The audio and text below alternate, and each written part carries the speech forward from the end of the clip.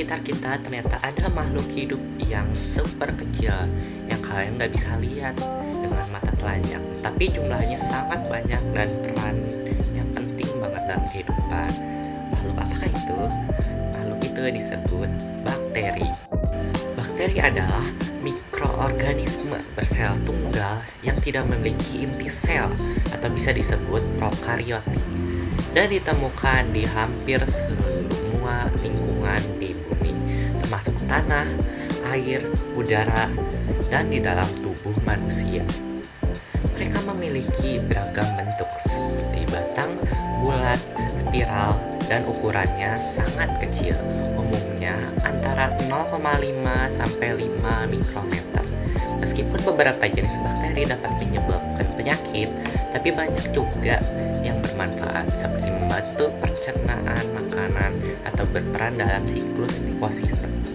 Bakteri juga memiliki struktur tubuh. Struktur tubuh bakteri terdiri atas bagian-bagian seperti kapsul atau lapisan lendir, dinding sel, membran sel, mesosom, sitoplasma, DNA, plasmid, ribosom, granula cadangan makanan, vakuola, gas, klorosom, flagella, dan pilus. Yang pertama, kapsul atau lapisan lendir. Kapsul atau lapisan lendir merupakan lapisan terluar dari tubuh bakteri yang berfungsi sebagai pelindung, menjaga sel dari kekeringan atau membantu pelekatan sel bakteri pada sel lain atau disebut dengan substrat. Kapsul atau lapisan lendir disekresikan oleh bakteri. Suatu bakteri dikatakan memiliki struktur lapisan lendir jika berupa lapisan pelindung yang tipis. Biasanya lapisan lendir dimiliki oleh bakteri-bakteri saprofit. Lapisan lendir tersusun dari bahan air dan polisakarida. Biasanya kapsul dimiliki oleh bakteri-bakteri patogen. Kapsul tersusun dari bahan glikoprotein. Bagi bakteri patogen, kapsul berfungsi melindungi bakteri dari sistem antibodi yang dikeluarkan oleh sel tubuh inang. Yang keempat yaitu mesosom. Mesosom merupakan organel yang berasal dari penonjolan membran sel ke arah sitoplasma.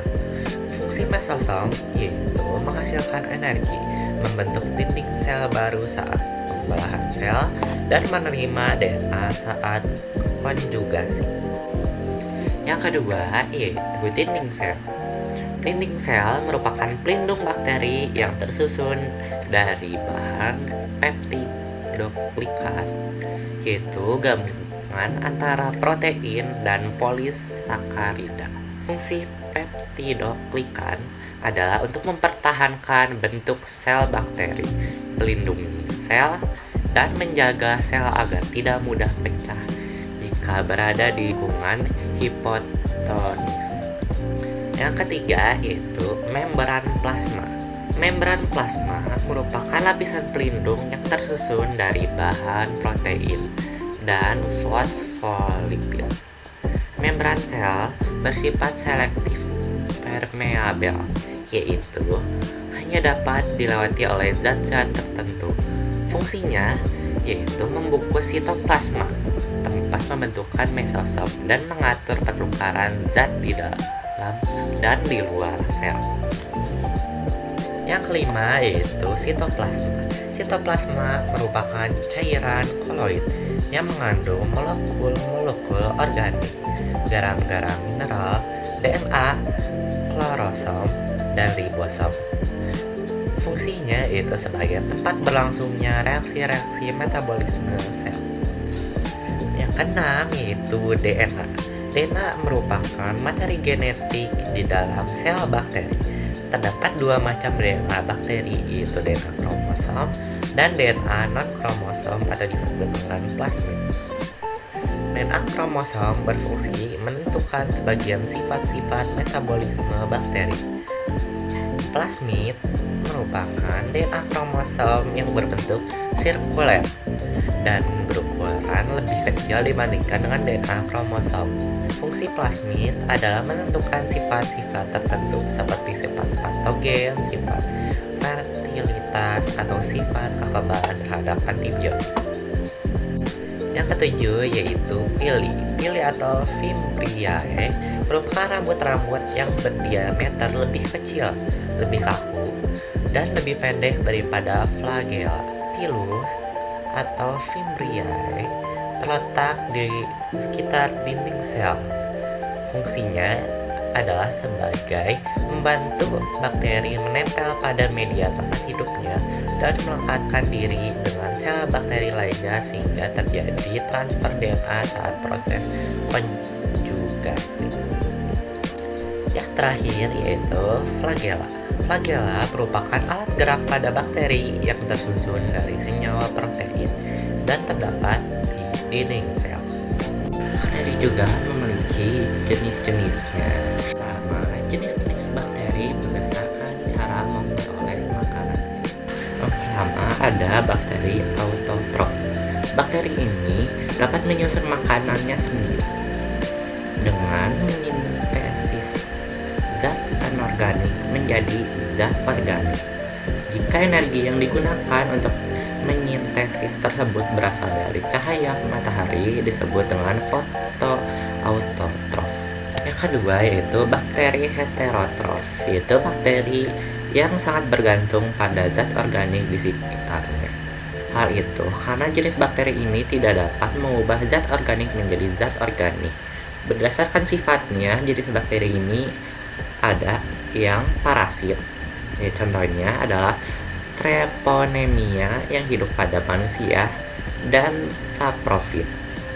Contohnya seperti bakteri Escherichia coli yang hidup pada usus besar manusia. Ada juga jenis bakteri berdasarkan kebutuhan oksigennya. Yang pertama adalah bakteri aerob. Bakteri aerob adalah bakteri yang membutuhkan oksigen bebas dalam kehidupannya.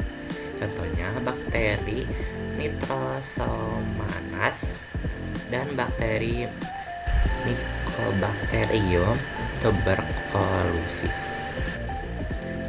Yang kedua, bakteri anaerob. Bakteri anaerob yaitu bakteri yang tidak membutuhkan oksigen bebas dalam kehidupannya. Contohnya seperti bakteri Clostridium tetanus dan bakteri anaerob fakultatif, contohnya seperti Salmonella, Escherichia coli. Pun jenis-jenis bakteri berdasarkan alat geraknya. Yang pertama ada artrik, yaitu tidak berflagel. Yang kedua monotrik, yaitu memiliki satu buah flagel.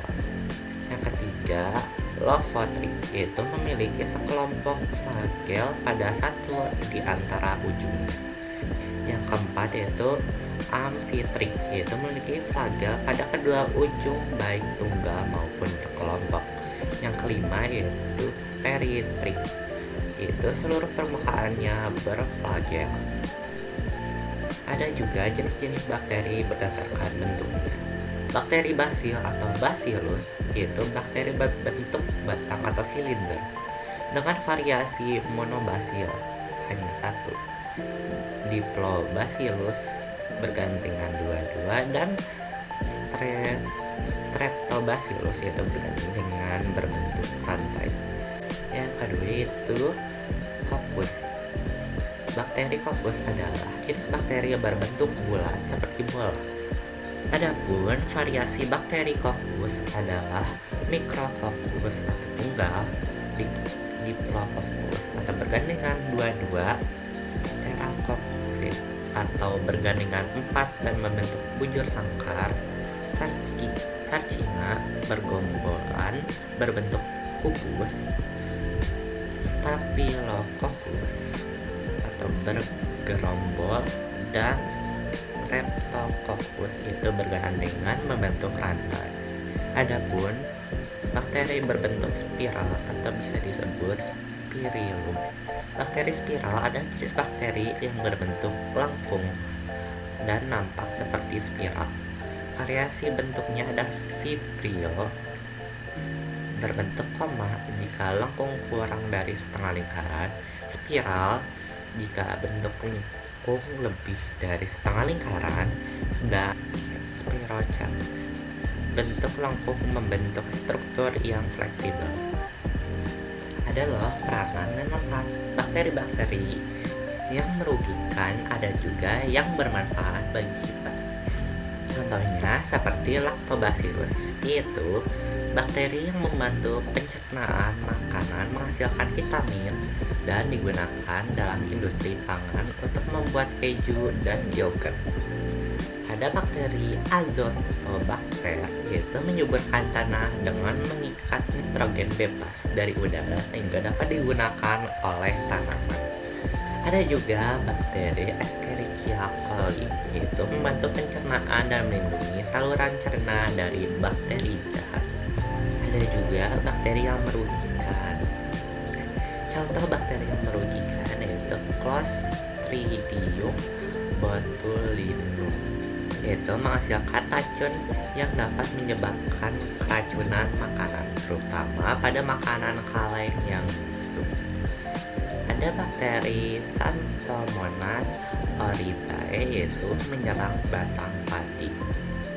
Ada juga bakteri Bordetella pertussis, yaitu menyebabkan penyakit batuk kelenjar. Jadi meskipun bakteri itu memiliki ukuran yang sangat kecil, bakteri juga punya pengaruh terhadap kehidupan sehari-hari kita. Ada juga yang bikin bermanfaat, ada juga yang bikin penyakit. Sekian dari video yang saya berikan.